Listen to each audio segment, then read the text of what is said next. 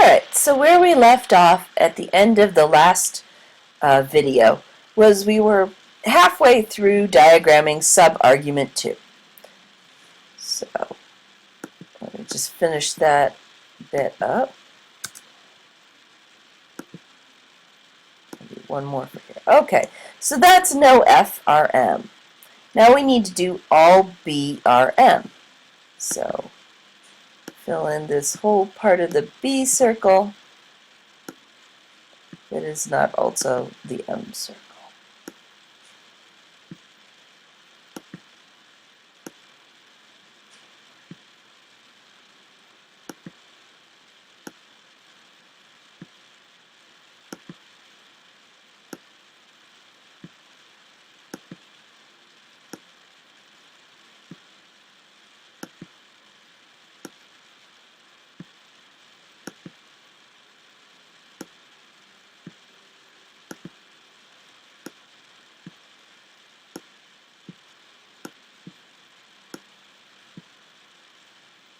Okay, good enough on that too.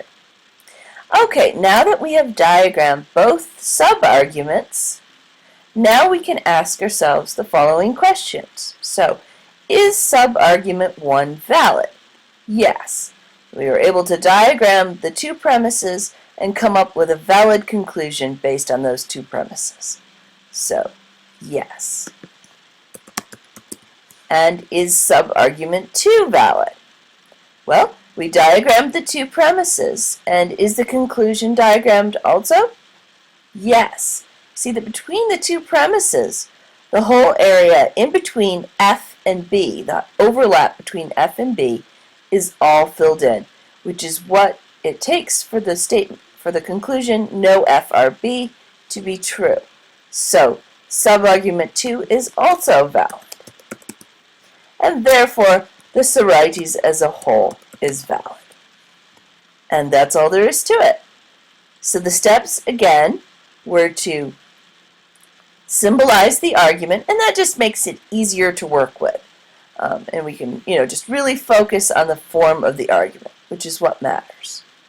Then we split the argument into two subarguments, trying to first come up with an argument that's valid for subargument 1. And then see if subargument 2 is then valid when we're done. The easiest way to get the conclusion for subargument 1 is to diagram it. That's the easiest way. I mean, you could just sit and sort of think about what the conclusion might be and what would be valid.